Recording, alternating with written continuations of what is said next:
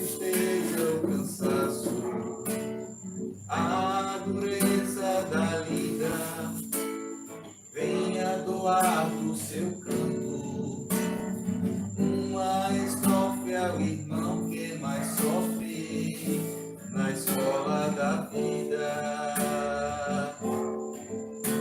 Acolha o convite conosco, imite os bons sineus, este ambiente que a alma arrebata, luzes caindo em cascata, anunciando a presença de Deus, anunciando a presença de Deus.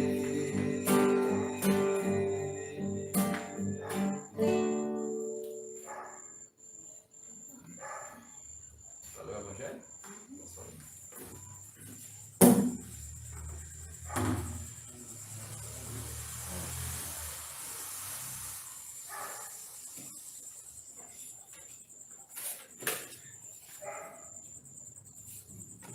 Então, dando início aqui ao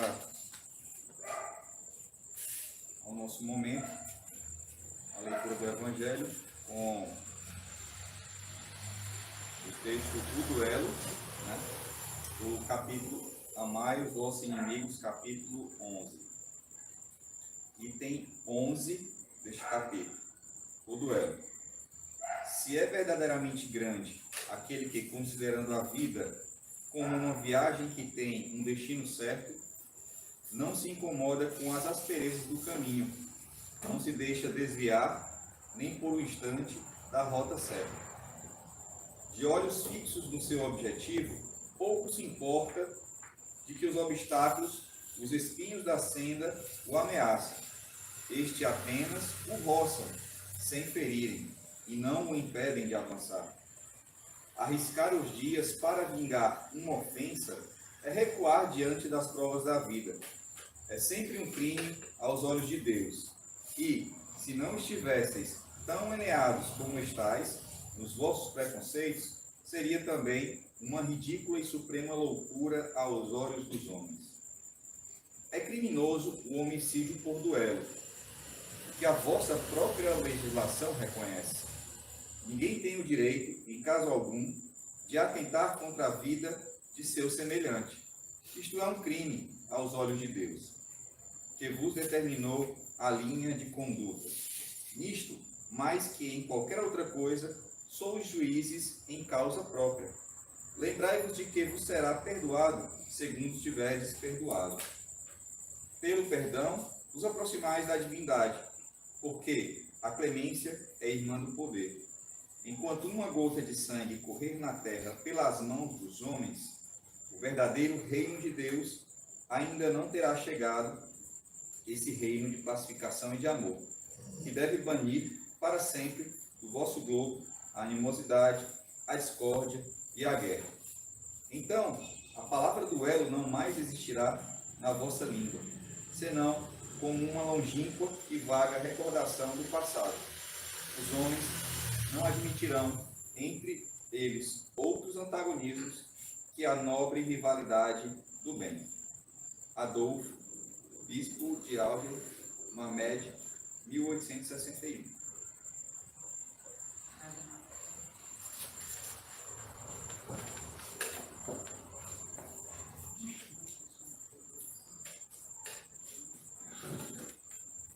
Antes de fazer a prece, eu queria tocar mais uma música para a gente,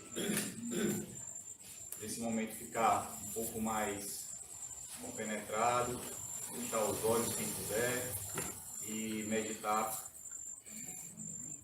nas palavras dessa música.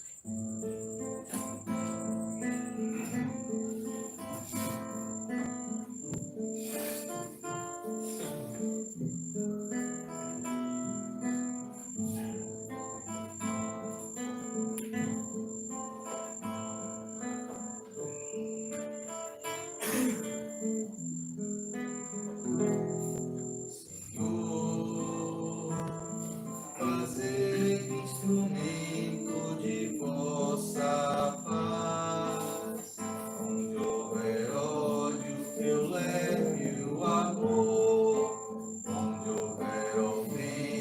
pervas que eu leve união, onde houver que eu leve a união. Isso, onde houver trevas que eu leve a fé, onde houver erros que eu leve a verdade, onde houver desespero que eu leve a esperança, onde houver tristeza que eu leve a alegria, onde houver trevas que eu leve a luz. Ó Mestre, fazer que eu procure mais consolar e ser consolado, compreender e ser compreendido, amar e ser amado, pois é dando que se recebe, é perdoando que se é perdoado, e é morrendo que se vive para a vida eterna.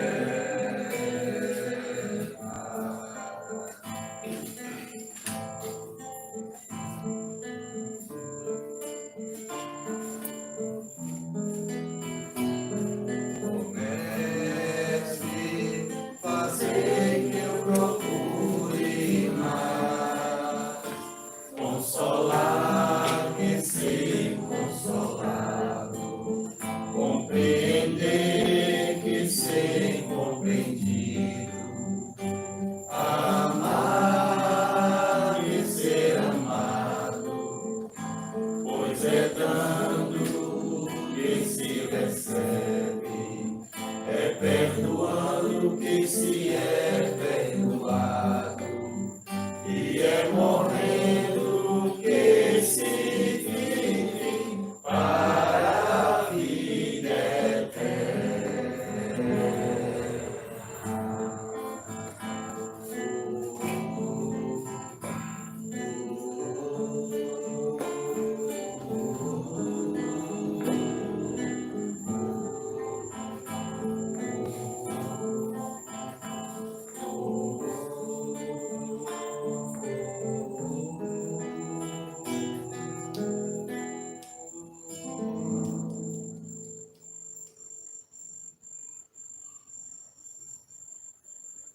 Deus, Pai de misericórdia infinita, bondade suprema, te agradecemos pela oportunidade de, neste domingo, onde iniciaremos mais uma semana,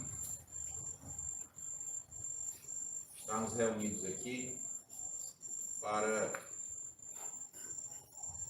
lembrar as tuas lições de amor que enviastes ao planeta Terra, os nossos irmãos da mais alta elevação espiritual, em especial o nosso grande Mestre Jesus Cristo. Te agradecemos pelo pão que nutre o nosso corpo, por este Evangelho que nutre a nossa alma. Mas essa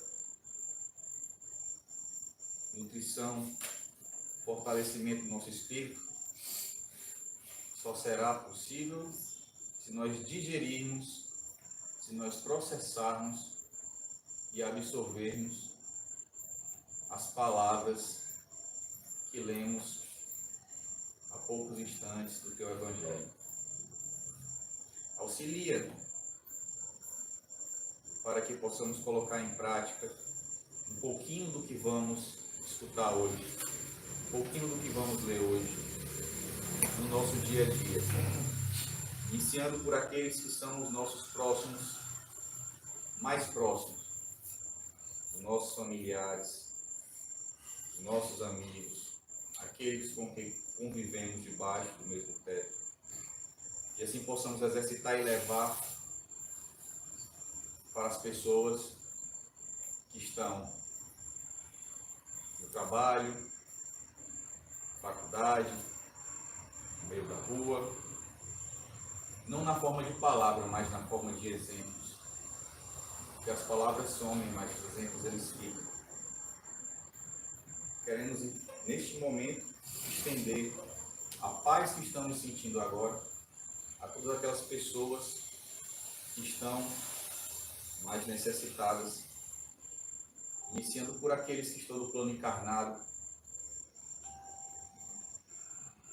que se encontram em situação de rua, que se encontram em desespero, que se encontram procurando refúgio em falsas ilusões, nas bebidas, nas drogas, aqueles que se encontram enfermos e não têm a oportunidade de chegar até um hospital, aqueles que estão enfermos em um hospital, mas se sentem desenganados, aqueles que estão enfermos da alma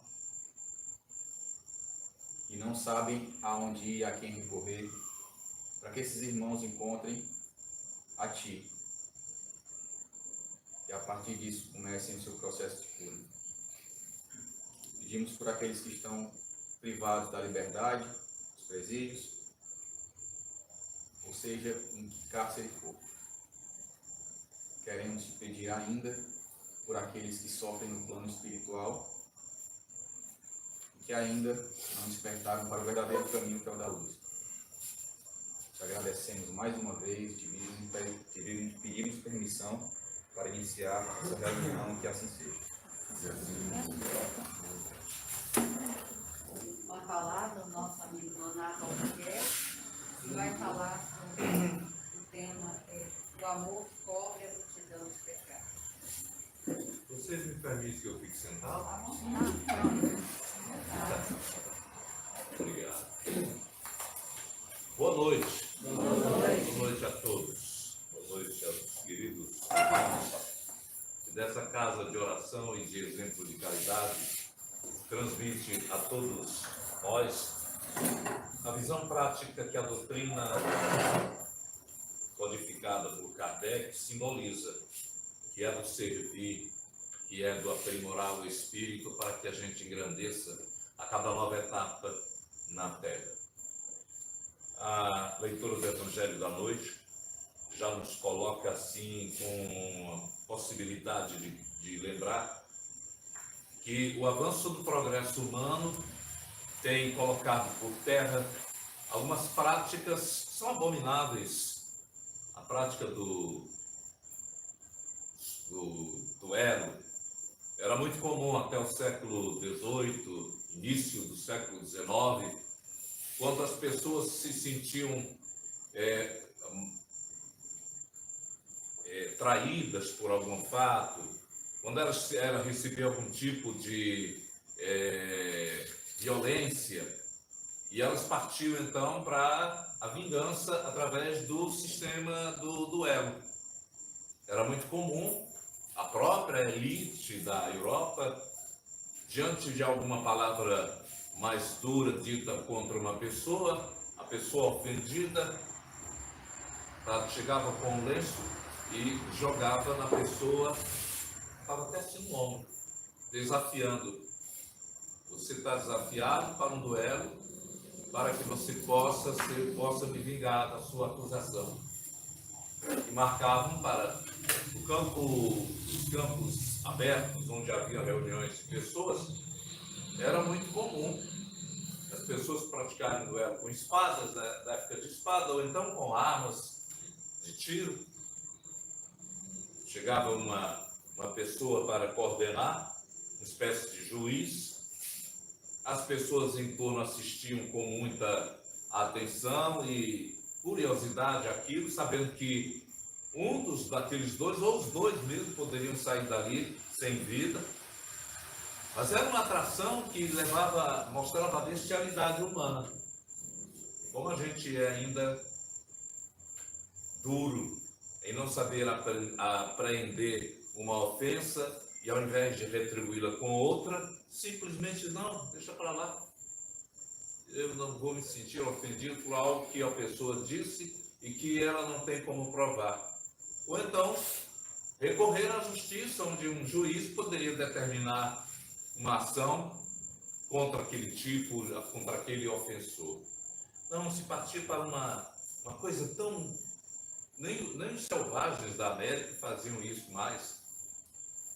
Eles sempre se mostraram, a partir do século XVI, XVII, quando eram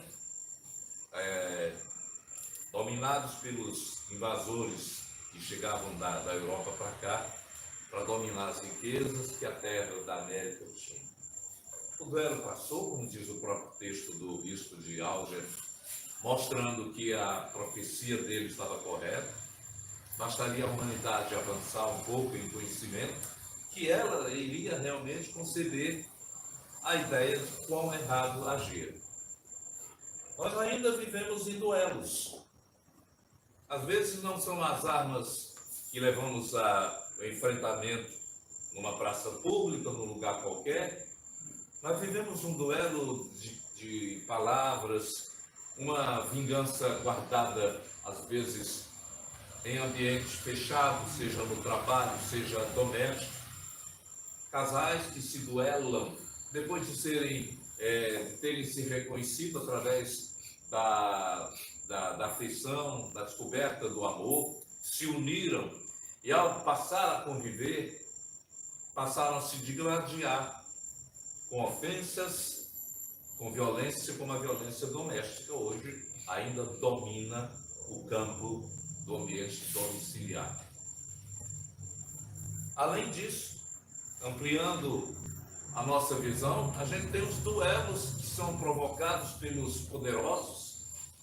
Agora mesmo, um país como a Ucrânia é invadido pela força tenebrosa da Rússia, que é muito mais poderoso em termos bélicos do que a própria Ucrânia, e a gente está sabendo dos resultados negativos e lamentáveis que estão se processando naquele ambiente. É mais uma demonstração de atraso moral da massa humana, que ainda recorre a esse tipo de pressão da violência, da arma, do terror, para querer impor as suas, a palavra idiosincrasias, que é o seu domínio. O poderoso sempre não se arma de argumentos, mas sempre é na bala, né? É sempre, ao invés de argumentar, assim, olha, estou querendo reclamar as terras que eram da União Soviética, vamos entrar num acordo, vamos num pacto. E nem depois de todo esse estrago, eles estão encontrando oportunidade para se unirem e tomar uma decisão, uma iniciativa diante da tragédia que está implantada naquela região. Mas você deve dizer assim: Nonato, o que fazer? Tem nas redes sociais essa semana um vídeo de uma pequena refugiada de 10 anos, uma menininha de 10 anos, relacionada ainda à refúgia do Estado Islâmico da Síria. A invasão do Estado Islâmico na Síria fez com que muitas pessoas fugissem para regiões a fim de superar e evitar morrer, como estão fazendo os ucranianos. E um repórter indaga da criança o que é que ela está sentindo. Perdeu a casa, perdeu a escola, perdeu os amigos. Ela, com uma naturalidade, diz: eu sinto muito ter perdido principalmente o lugar de morar, que era o abrigo da nossa família. Isaac, e como é que você vê essa situação? E ela diz: eu vejo como uma necessidade de que a gente precisa aprender, olha bem, aprender nessas horas. Mais adiante o repórter pergunta: você guarda algum rancor de quem está fazendo isso com vocês, fazendo com que abandonem a cidade? Não. Deus manda que eu não queira nunca o mal.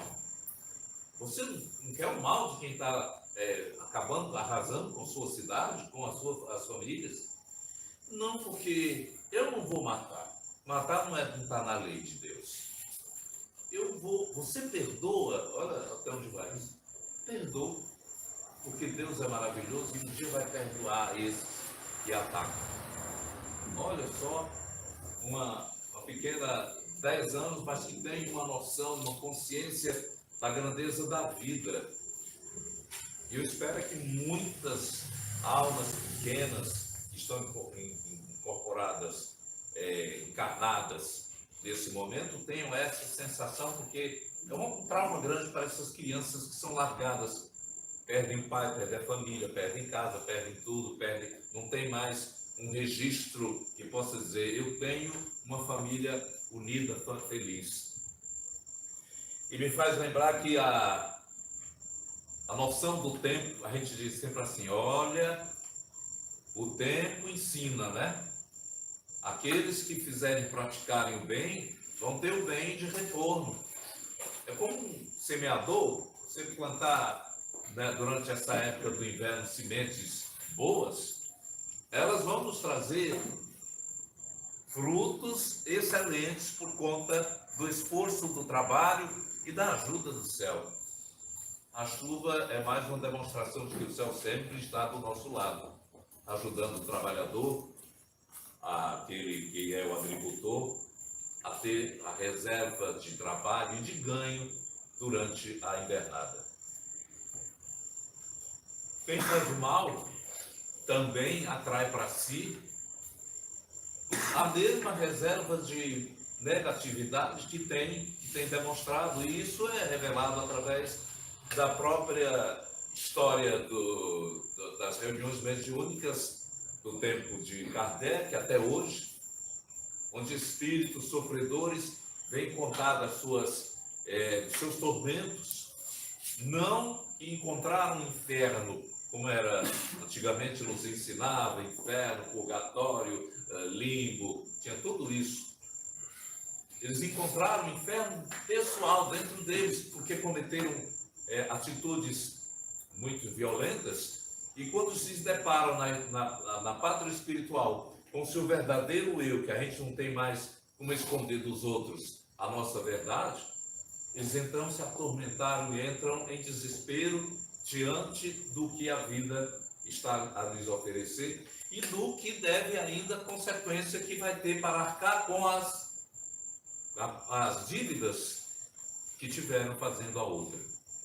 Vou contar uma historinha, não sei se vocês já ouviram falar, de Jesus Gonçalves. Quem já ouviu falar aqui?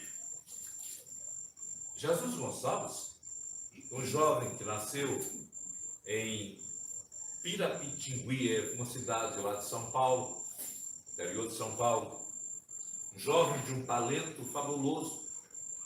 Aos 16 anos, ele era um poeta, se tornou um poeta, um jornalista, um escritor de fama, um músico também renomado. Ele reuniu na sua cidadezinha banda de música. O interior antigamente tinha suas bandas de música e ele era o maestro regente da banda de música. Eram dele que saíam as melhores informações de união de grupo para o trabalho social aos 16 anos. Aos 18, ele já trabalhava na tesouraria da prefeitura, era o tesoureiro, não era só trabalhando, ele era o tesoureiro da prefeitura da cidadezinha onde ele nasceu. Hoje, se você botar uma pessoa de 60 anos, a gente já tem receio de roubar o dinheiro público, né? Ele, com 18 anos, comandava o caixa da prefeitura de Pirapitingui. Mas quando foi nessa época, aos 22 anos, depois de se casar e de ter uma família, 3 filhos já, aos 22 anos, apareceram umas manchas no corpo, e ele foi ao médico, e o médico disse: olha, Jesus, você precisa largar a família, abandonar a casa, se refugiar num leprosário.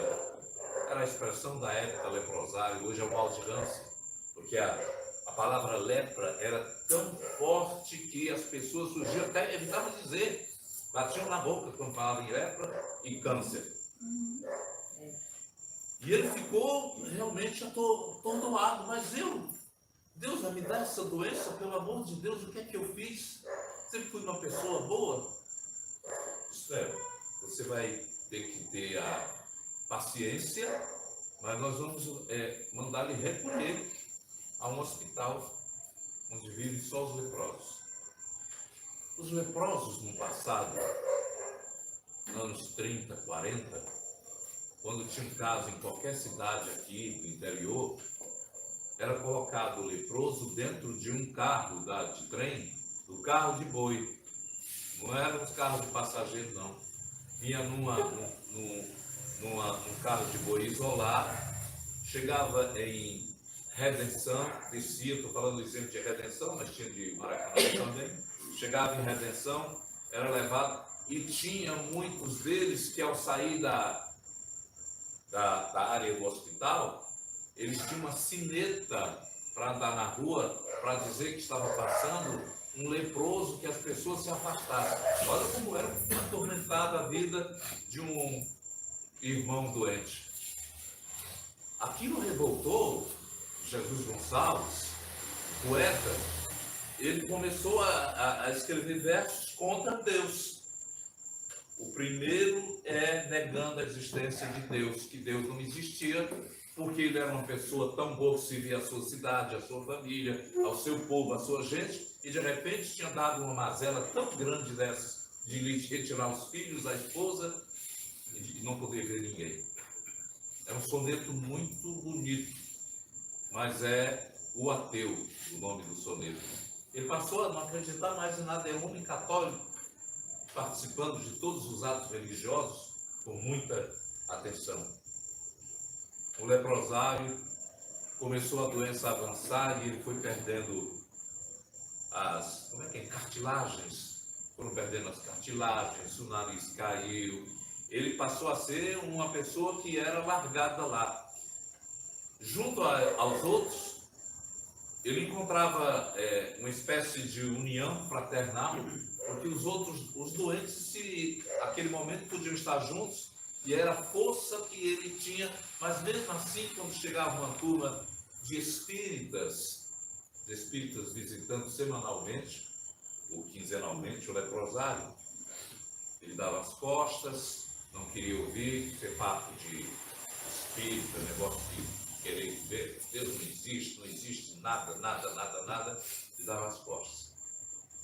Os espíritas o tratavam como tratavam os outros, com acolhimento, delicadeza, compreensão. E, acima de tudo, nós todos cristãos, ou não, de qualquer denominação religiosa, devemos ter compreensão de que ali tem uma alma adoentada, sofrida, se não é de lepra, mas tem uma outra doença que precisa ser acolhida com atenção. Atendi, ele dava tchau, nunca queria conversa.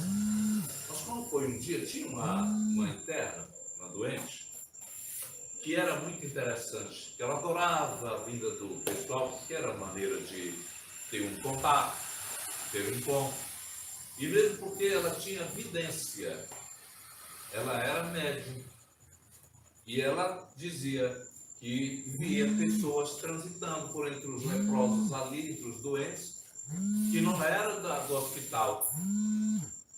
Jesus Gonçalves, ao saber quando ouvia essa história, disse: "Você é doido, maluco, está vendo algo, que nem existe." Mais uma noite, uma noite de uma chuva terrível, ele foi lavar o rosto e a doença era tão forte que caiu o globo ocular dele na pia.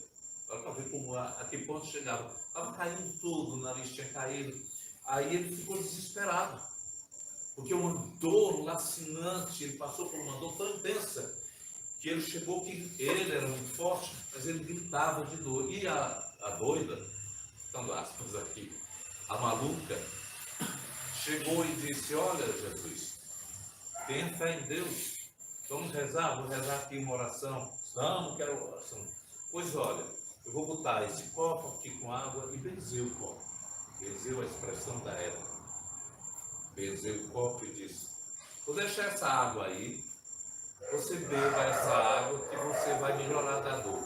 Ele já tinha tomado a medicação da farmácia e não tinha passado a dor de jeito nenhum. Por volta de 2 horas da manhã, se retorcendo de dor, ele começou a pensar, um homem de raciocínio, disse: a água não mata ninguém. Se não curar, não vai matar ninguém. Ele pegou o copo e bebeu. Aí o biógrafo dele conta que 5 minutos depois veio um alívio, uma dor. Todo mundo conhece a água fluidificada, que qualquer pessoa, em momentos mais de necessidade, pode abençoar a palavra, pode trazer as energias, fluidificar a água e dar em momentos de pessoas por necessidade. Ele ficou aqui na cabeça: que questão? Mulher benzeu a água, e não é que a água ela botou, foi alguma coisa nessa água. No domingo seguinte, quando chegaram os espíritas à casa, ao hospital, ele estava interessado em fazer essa pergunta: o que é que macumba era? Que macumba era aquela que mudou a água e fez com que se tornasse uma medicação tão boa? Os espíritas contaram sobre a água fluidificada, que em reuniões os espíritos vêm e fluidificam com energias balsâmicas que fazem com que a gente tenha livre de algum momento de dor, que tenha sentido de algum transe. Ele disse: mas eu sou muito racional, eu quero explicações maiores. E aproveitou e deixaram: leia esse livro, você vai compreender. Adivinha qual era o livro? Deixaram com ele um livro dos Espíritos que ele, ao primeiro instante, ele colocou de lado. Mas lá no quarto, ninguém estava vendo, só ele leu, e aquilo despertou algo. Ele disse que foi um despertar novo de um mundo que ele há muito tempo sabia que existia, de uma realidade que ele teimava em dizer não, por conta exatamente da doença, e não de que ele negasse. E os seus versos passaram a ser... Ele tinha um programa de rádio, tinha uma emissora de rádio no hospital que era dirigido, foi organizado tudo por ele, ele era muito inteligente. E na reunião que os espíritas vieram no domingo, ele botou a rádio amplificadora, a rádio que era uma amplificadora, ele botou a amplificadora no ar e deu um testemunho da melhoria e da grandeza daquela obra. Os espíritas começaram a trazer livros, informações, e era a época em que surgia no movimento espírita o fenômeno Chico Xavier, o rapazinho lá de Pedro Leopoldo, que de repente recebia cartas psicografadas, mensagens, e aí ele se manifestou: vocês não podem levar uma mensagem para esse rapaz, pedindo para ele rezar por mim, peça para ele rezar por mim. Nas viagens que o grupo fazia exatamente a Pedro Leopoldo, depois para Uberaba, levaram e contaram para o Chico. Olha, nós trouxemos, inclusive mandou uma fotografia que tirou dele, ele já sem um dos olhos, só aparece fundo, sem as cartilagens, sem o nariz já todo deformado por conta do avanço da doença, do mal de Hansen. E o Chico, admirado, disse: é um grande irmão que está numa missão de uma aprovação grandiosa. Vou escrever um bilhete. Escreveu um bilhete dizendo: olha, tenha fé, tenha paciência, que seu mal, sua aprovação está perto do fim. Aquilo deixou ele mais aliviado. Ele pensando que ia se curar da lepra, que a doença estava perto do fim, quando na verdade era próximo a terminar a passagem dele na Terra. Um dia, terminada a reunião, a reunião pública do centro lá onde o Chico atua, de repente todo mundo vai embora, está fechando as portas, e mesmo com a porta fechada já adentra uma pessoa que ele diz: irmão, pois não, se aproxime, nós já terminamos o trabalho, mas o que é que você deseja? Aí o espírito diz: Chico, eu sou Jesus Gonçalves, Eu sempre dizia ao pessoal que gostaria muito de vir um dia conhecer você. Hoje, já sem corpo, eu estou vindo dizer que passei para o outro lado e vim dizer que eu gostaria muito de contar a minha história através da sua mediunidade. O Chico disse, antes eu vou reportar aqui uma mudança, ele era Jesus, e quando ele começou a reconhecer que a mensagem do Cristo era tão edificante, ele pediu ao diretor, olha, o senhor vai lá para o cartório de Piratingui e peça para mudar meu nome. Aí, por que, Jesus? Eu não posso ter o mesmo nome do grande mestre. Eu sou um desgraçado, não tenho por que vão me chamar de Jesus, eu não posso nem ser a sombra de Jesus. Ele insistiu tanto, que eu disse, tá, eu vou. Chegou lá no cartório e perguntou se havia possibilidade de mudança. Ele queria, disse, não, a gente pode fazer aqui, é um registro, vou dar um acento aqui no E, para ele ficar se chamando de Jesus. Ao invés de ele não queria ser Jesus, ele ia ser chamado Jesus, como Jesus Gonçalves. Ele ficou reconhecido em todo o país, principalmente entre o movimento espírita. Então, quando ele chega, o Chico diz, olha, estou à sua disposição, vamos então, através das manifestações, venha contar a sua história. Ele contou em versos. Ele lembrou que, no passado, deixa eu me lembrar aqui a data, 1410, do século XV, ele era o primeiro na descendência da Trácia, país que fica entre Roma, a Grécia, por acolá. Ele era o descendente do rei, o rei ia dar a continuidade do trono a ele. Mas ele era um jovem muito terrível, violento, ele não respeitava ninguém. E aí o pai, quando é um dia, deserda o Alarico III, o nome dele. E então o rei Alarico II, o pai, simplesmente, você não é meu filho, porque ele fazia coisas terríveis na cidade, promovia badernas, tirava a vida de pessoas com uma facilidade, e como era filho do rei, a justiça parece ainda hoje, né? Lavava as mãos, não, ele é o filho do rei, ele não fez isso não. Quando o pai deserda, ele se torna um déspota terrível, ele foge do reino da Trácia e passa a reunir um bando de, aqui seria cangaceiros, aqui no Nordeste, lá pessoas realmente sanguinárias, violentas. Ele se reuniu um bando de mais de 30, 50 pessoas e passaram a destruir tudo pela frente, a invadir cidades, a matar pessoas, a roubar, a saquear, a destruir tudo. E todo mundo temia, assim como se teme ainda, na época se temia qual é o nome dele agora? O Lampião. Lá na região também da Trácia, todo mundo temia. Um dia, ele reuniu seu bando, ficou nas vizinhanças de Roma. Roma era a cidade do império maior da Europa antiga.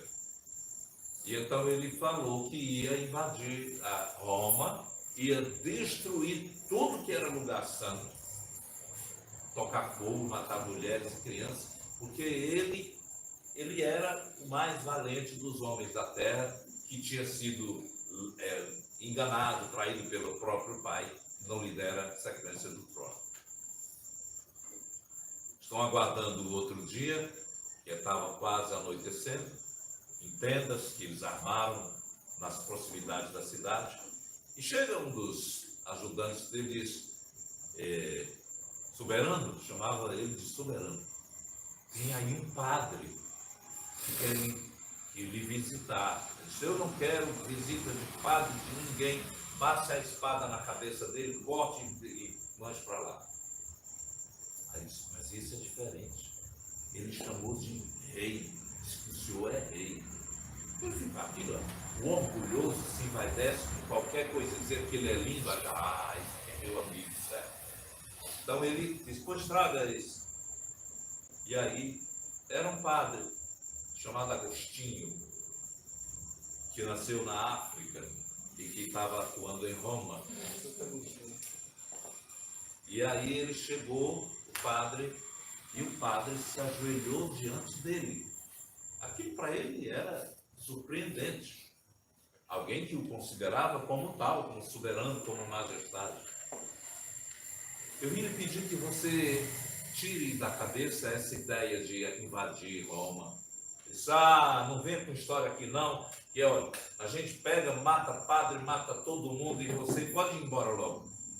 Depois eu vim pedir que o senhor pelo menos reserve o direito de não invadir os lugares santos, as igrejas, os conventos, os monastérios, que preserve esses locais que são sagrados. Não vou lá preservar nada. E mandou o soldado, leve e tira a vida dele lá. O soldado levou, aí disse, padre, eu não mato ninguém de batina não, que dá um azar danado. Eu dá um azar danado. O senhor fuja, que eu vou dizer que matei e joguei o senhor no mar. O padre saiu. No outro dia, Roma foi saqueada, incendiada, trucidada. Se fosse hoje, era através desses mísseis.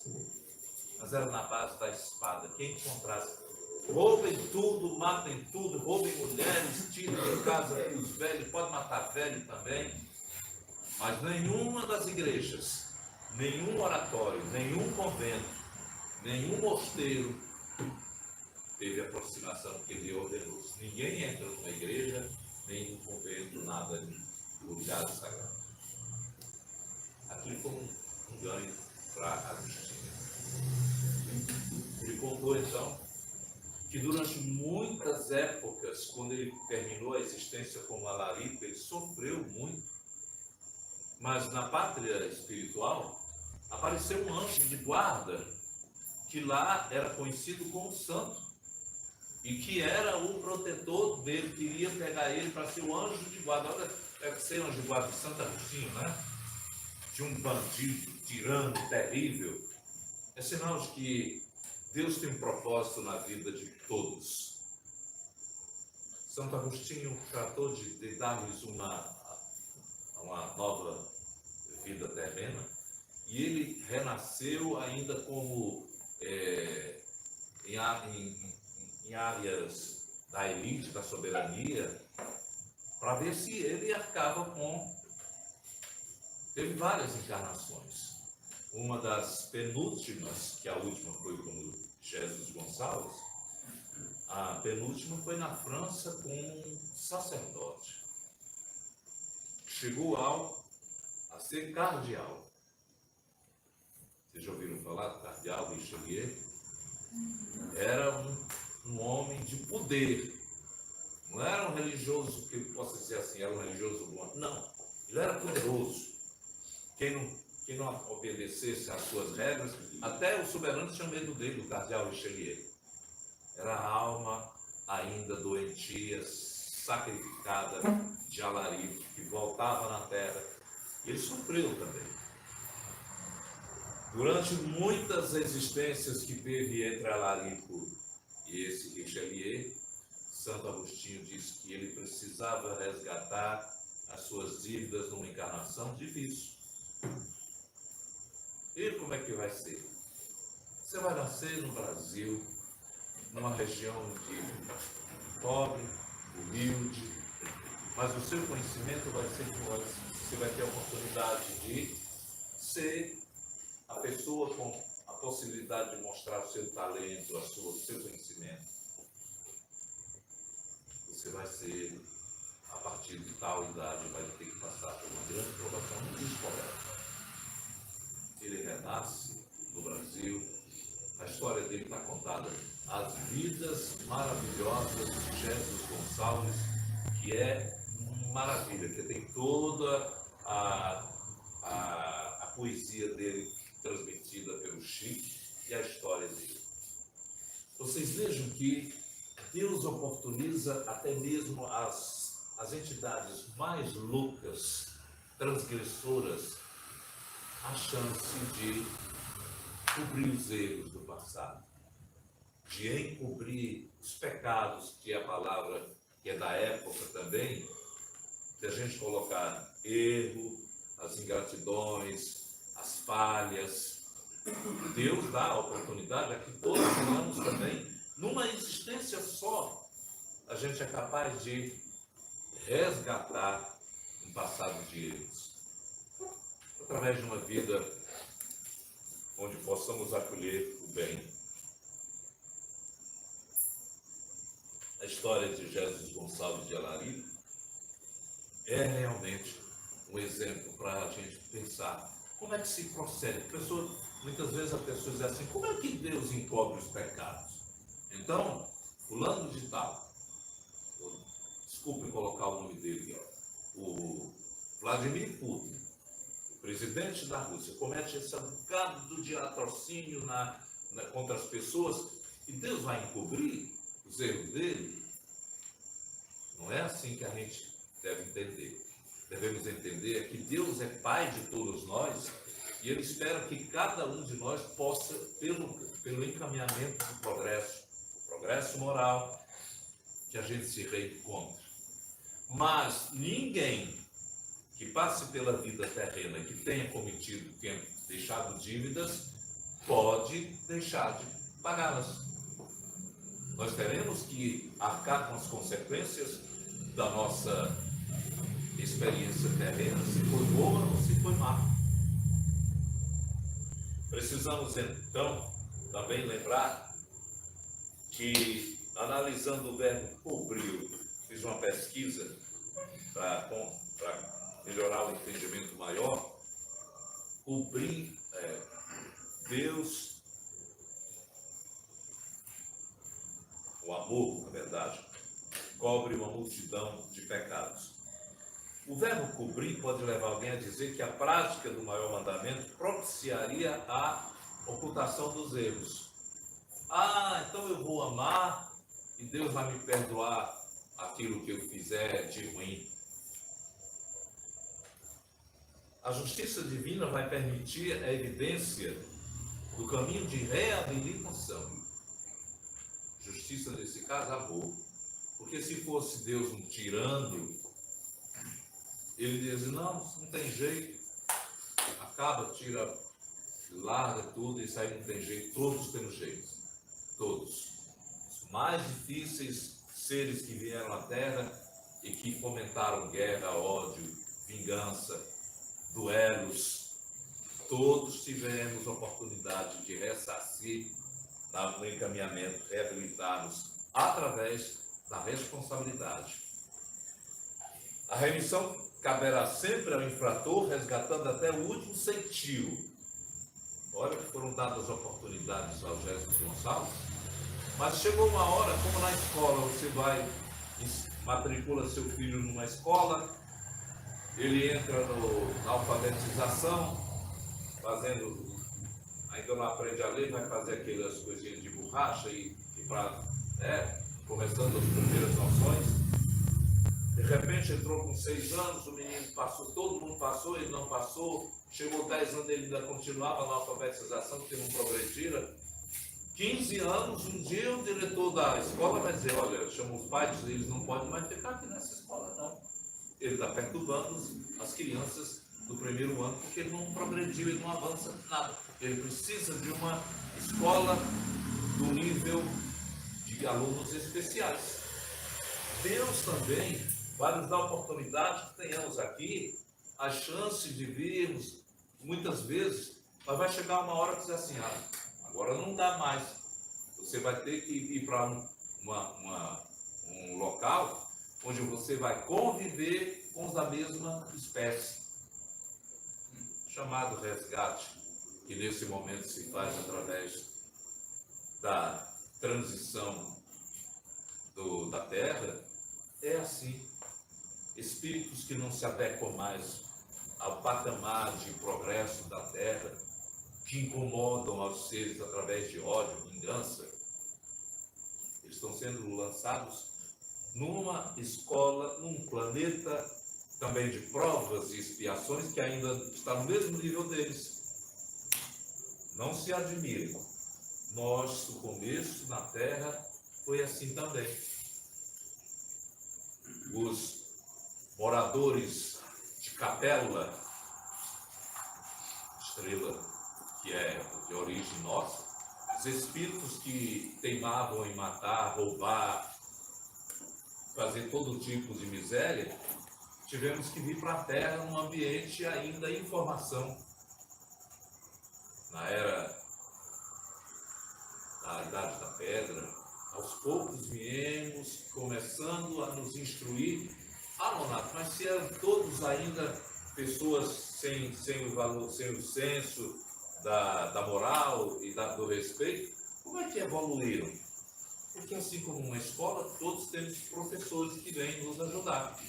É verdade?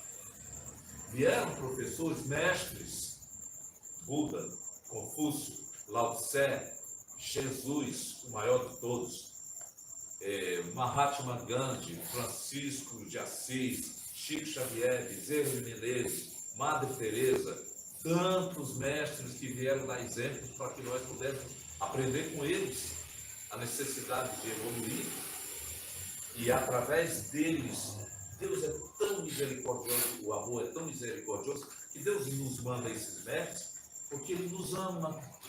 E você vai dizer, não. Bezerra de Menezes não precisava vir para a Terra, já tinha um status moral que podia estar num planeta muito mais avançado. Mesmo assim, quando deixou o Brasil, depois do seu desencarne, pediu à Virgem Maria que queria permanecer aqui porque ele tem amor à Terra e continua ainda nos assistindo do lado espiritual. Eu não vou tão longe, não. Um religioso, Padre Cícero Romão Batista, que teve um exemplar exemplo, é ótimo, que teve foi exemplar modelo de religiosidade para aqueles alunos que ainda exprimiam a sua fé através de atitudes que hoje a gente já não consegue mais, de botar uma pedra na cabeça, através de marcas assim, não. Através da fé raciocinada que nós já chegamos a atingir esse patamar, esse degrau, é que a gente vai recuperando-se para adentrar. As palavras de Pedro, que diz que o amor cobre a multidão de pecados, nos leva a profundas reflexões a respeito do amor e do sofrimento também. O sofrimento de Jesus Gonçalves foi um dos atenuantes para que ele chegasse à compreensão de que o que ele fazia os outros sofrerem em existências passadas, era preciso que ele também atravessasse. Aqui, a Terra, é como a Secretaria da Fazenda, eu costumo sempre repetir. Aqui você faz, né? Lá você faz, Secretaria da Fazenda. Aqui você faz, aqui você paga. Lá a gente paga os impostos, né? Então a Terra é uma Secretaria da Fazenda onde a gente tem tributos a pagar aqui e muitos, mas às vezes a gente também se sente impotente porque não pode arcar com o pagamento dos nossos erros. Deus é tão misericordioso conosco que apaga as nossas falhas do passado. Imaginou? Um garoto que venha com o espírito do Hitler, se ele tivesse a lembrança do que cometera as atrocidades na Segunda Guerra, ele estaria enlouquecido. Só em saber que foi uma pessoa tão ruim. A bondade de Deus é tanta que esconde de nós momentaneamente o passado injusto que tivemos para com os outros. E nos permite começar do zero. Sabe como é? O aluno saiu reprovado no 5º ano.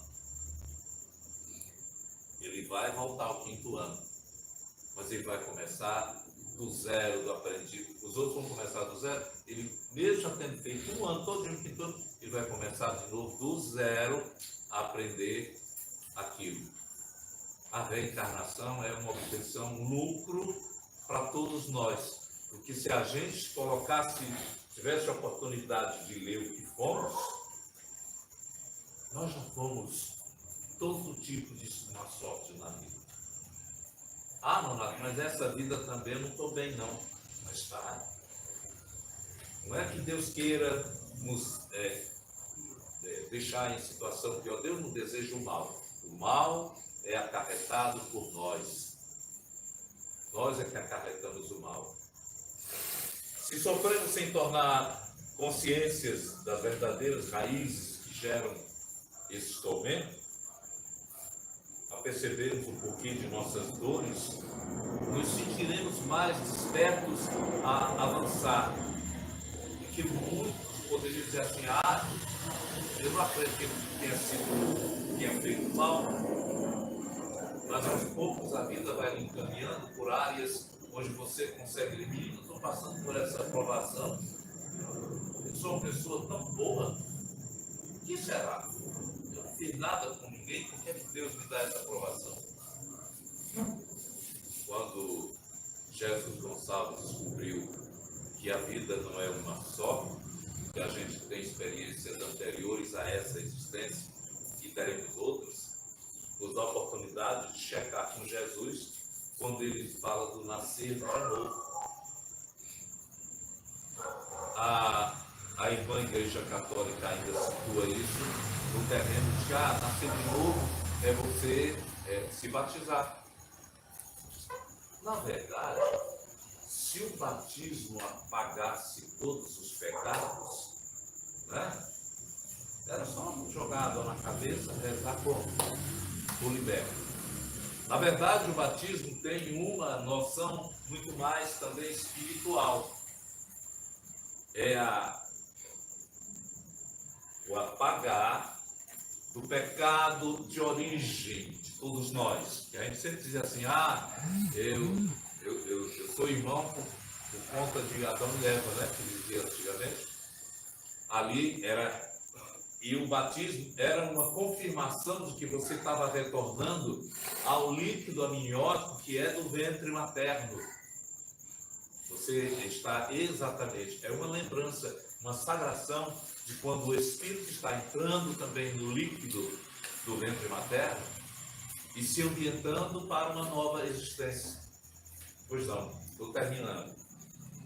Então, que a gente possa compreender, através dos nossos atos e atitudes, a melhor maneira de se reorganizar. Nós temos a compreensão porque a gente sofre. Nós temos as consequências do que fazemos.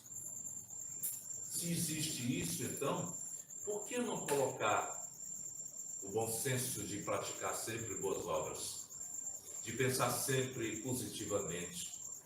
De ajudar o outro? Porque, olha, a salvação, tão contada pelas denominações religiosas, está não em você se purificar sozinho, não.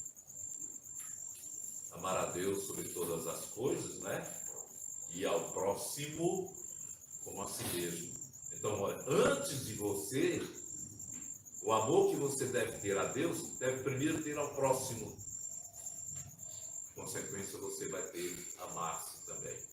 Quem ama a si mesmo e não ama ninguém, é um egoísta. Quem vive a sua vida achando, claro, lá para cuidar da sua vida, é também uma pessoa que não tem a menor interação com a humanidade, com a fraternidade que somos. Deus realmente nos dá o amor como uma forma de resgate de nossas falhas do passado. Não vamos lembrar só do passado, não, das falhas dessa existência. Se você errou hoje, você tem a razão e o raciocínio de lembrar que há uma maneira de reconciliar. Se você brigou com alguém, vá ter essa pessoa, olha, desculpa, eu estava com um momento cabeça quente. Não, mas se a pessoa não me desculpar, você fez a sua parte. A ela compete. Então que a gente possa celebrar o amor como bálsamo de resistência em cada encarnação. E não é o amor apenas como John Lennon cantava uma música, All You Need Is Love. Todos nós, tudo que você precisa é o amor. Não é o amor que a geração dos anos 60 imaginou, que era amando-se, cada um vivendo de bacanal. Não, é o amor que está coletivizado, um amor altruísta. É o que faz a casa, quando ama cidadãos que estão em necessidade, acolhe-os e os transforma em homens de Deus.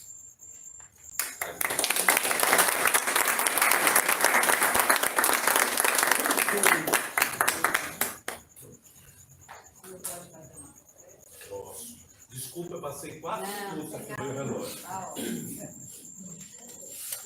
Vamos então, ambientados nesse clima de serenidade, compreendendo as razões da vida, o porquê, o que somos, de onde viemos, para que estamos aqui, agradecer a bondade divina que nos permite, uma vez mais, transitar na escola da terra, aprendendo os ensinamentos deixados por grandes mestres, Jesus principalmente o maior.